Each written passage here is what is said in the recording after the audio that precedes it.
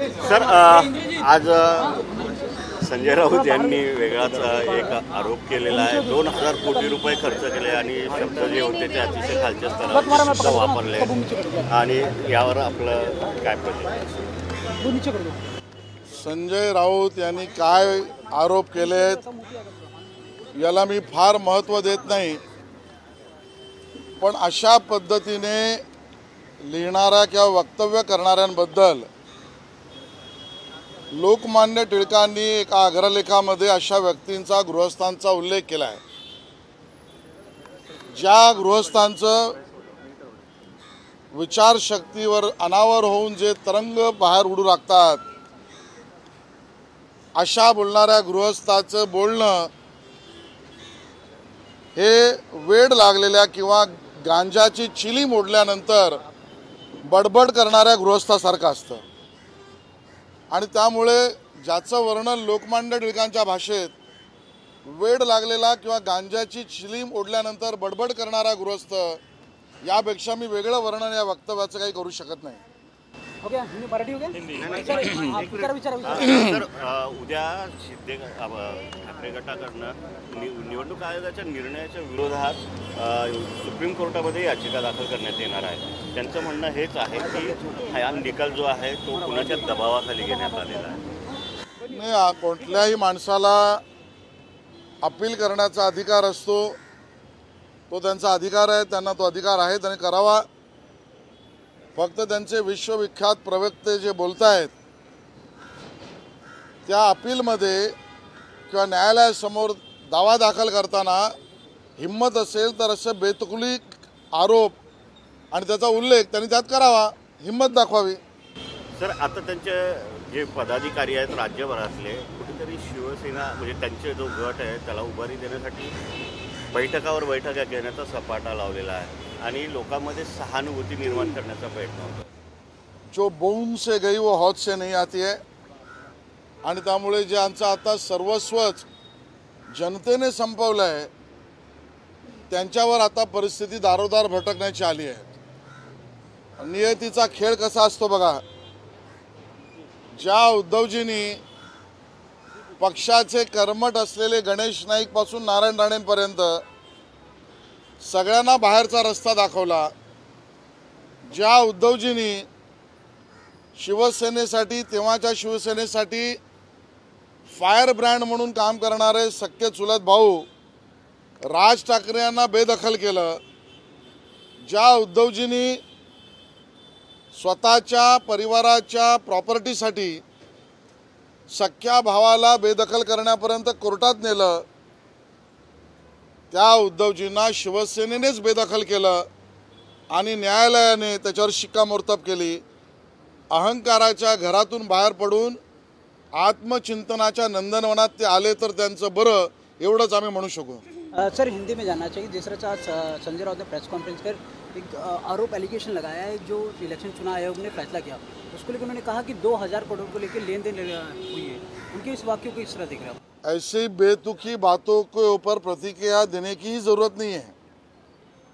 फिर भी रोज़ जिस तरीके से वो मीडिया के सामने आकर वक्तव्य करते या लिखते हैं, इसी प्रकार के बारे में लोकमान्य तिलक महाराज जी ने अपने एडिटोरियल में तब लिखा था कि जो व्यक्ति पागल बन चुका है या जो गांजा और चिलिम ले रहा है और उसके बाद जिस प्रकार से बयानबाजी करता है, उस व्यक्ति में और बड़बड़ करने वाले व्यक्ति में कोई फर्क नहीं। मैं इससे ज़्यादा उनके वक्तव्य का और वर्णन नहीं कर सकता। सर कल संजय राउत जी अपने औकात में रहे, अभी तो कहीं चड्डी पहनना उन्होंने सीख लिया है, नाड़ा कभी उतरेगा पता भी नहीं चलेगा और अपने औकात से ज़्यादा बात करने की ज़रूरत नहीं है। ना आप एक चुनाव लड़े हो, ना एक चुनाव जीते हो, किसी के फेंके हुए टुकड़ों पर तुम्हारा घर चल रहा है, उस व्यक्ति ने किसके ऊपर आरोप करना है सोचकर करना पड़ेगा। सर कल हमने देखा जिस तरह से उद्धव ठाकरे ने एक सभा की थी, लोगों को संबोधित किया, उन्होंने साफ साफ इलेक्शन कमीशन को लेकर कहा कि इलेक्शन कमीशन जो है मोदी की गुलाम है, उनके इस वाक्य को किस तरह देख रहे हैं आप? मुझे लगता है ये उनका फ्रस्ट्रेशन है, ये उनका डिप्रेशन है। और उस फ्रस्ट्रेशन और डिप्रेशन में जब व्यक्ति आपा खो बैठता है तो कुछ भी बोलता है। मैं ऊपर वाले से इतना ही प्रार्थना करूंगा कि उनको सद्बुद्धि दे। सर हमने ये भी देखा चुनाव निशान और पार्टी का नाम शिंदे जो गुट पहले था, अब शिवसेना मिल गई है पार्टी, उसे किस तरीके से आप देखते हैं? क्योंकि कई सारे जो उनके पहले साथ में रहे हुए लोग थे जो पार्टी से अलग हुए शिवसेना से तब के, उनमें भी इस बात को कहीं ना कहीं लेकर एक जो है खुशी देखी जा रही है कि वो अब शिवसेना उनके साथ नहीं रही जिनके साथ उद्धव ठाकरे जी ने ऐसा कभी कुछ किया था या उनके साथ कभी कुछ ऐसा हुआ। देखिए, उद्धव जी ने शिवसेना के विचारों को तो पहले ही त्याग दिया था। उन्होंने हिंदुत्व को त्याग दिया, सत्ता के लिए स्वैराचार किया, दुराचार किया, अपने पार्टी के वफादारों को पार्टी से निकाला, अपने परिवार को साथ में भी नहीं रखा। उनका सगा भाई उसको प्रॉपर्टी से बेदखल करने का न्यायालय में लड़ाई लड़ी। तो उन्होंने अपने आप को ठाकरे परिवार से और अपने विचारधारा से अलग तो पहले से ही किया था। आज सिर्फ न्यायालय से उसके ऊपर मोहर उठी है। सर आशीष सर, उद्धव ठाकरे पर और बयान में कहा है कि पीएम मोदी जो महाराष्ट्र में आते वो बाला साहब ठाकरे का मुखौटा पहन के आते हैं। उनकी इस बात की जरूरत पड़ती है उनको महाराष्ट्र में आकर। देखिए, जो रास्ते पर, मैदान पर, चौराहे पर नुक्कड़ का खेल खेलते हैं वही मुखौटे की बात करते हैं।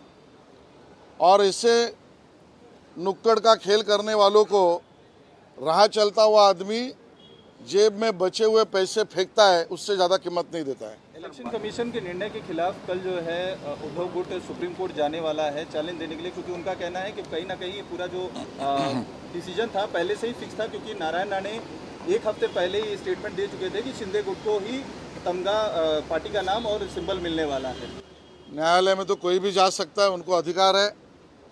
कोई भी व्यक्ति इस देश का न्यायालय में जा सकता है। बतर्श उनसे निवेदन इतना ही है कि जो बेतुकी बात संजय राउत जी कह रहे हैं वो अपने न्यायालय के पिटीशन में ज़रूर कहने की हिम्मत रखे। सर, सुप्रीम कोर्ट जाने के साथ एक और बयान दिया जा रहा है। वो कह रहे हैं कि जनता की अदालत में हम बहुत जल्दी उतरेंगे और वहाँ पर जो सज़ा है वो बीजेपी को मिलेगी। ऐसी ये बात पहली बार नहीं कर रहे वो। ये ऐसी बात उन्होंने 2014 में की थी, मुंह की खानी पड़ी। उद्धव जी ने ऐसी ही बात 2017 में की, मुंह की खानी पड़ेगी मुंबई महापालिका चुनाव में। ऐसी ही बात उन्होंने उत्तर प्रदेश के चुनाव के समय की, मुंह की खानी पड़ी। ऐसे ही बात गोवा चुनाव में उन्होंने की, मुंह की खानी पड़ी। तो उनको आदत ही है मुंह की खाने की, तो ऐसे बयान करेंगे। सर पंतप्रधान मोदी जेव्हा जगनमोहन रेड्डीने बाउन्सबॅक केलं त्या पद्धतीचं आम्ही करू आणि त्यांना ते म्हणतात की आमच्याकडनं मशाल पण हिरावून घेण्याची शक्यता आहे। असे स्वप्न बघायला ना कुठला टॅक्स आहे ना कुठला GST आहे। उद्धवजी आणि त्यांच्या परिवाराला आता खूप वेळ आहे, त्यांनी नक्की स्वप्न बघावी। कुठलाही याच्यावर टॅक्स सेंट्रल गव्हर्नमेंट लावणार नाही, ना GST लावणार।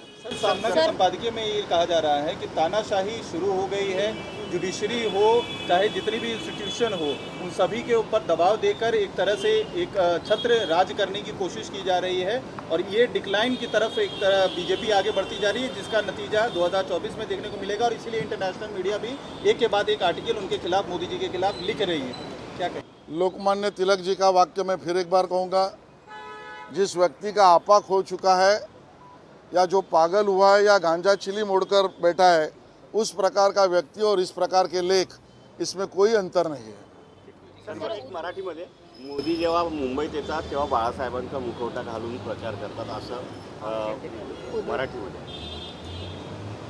मुखवटा आणि मुखवट्याचा खेळ चौराह्यावर आणि नाक्यावर खेळ करणाऱ्या लोकांचा असतो आणि असे खेळ खेळणाऱ्यांनाच मुखवटा आणि त्याची भाषा कळते। तिथून जाणारा माणूस फक्त खिशातला चिल्लर रुपये त्याच्याकडे फेकतो, त्यापेक्षा जास्त किंमत मुखवटा आणि मुखवट्याची गोष्ट करणाऱ्याला समाजात नाही।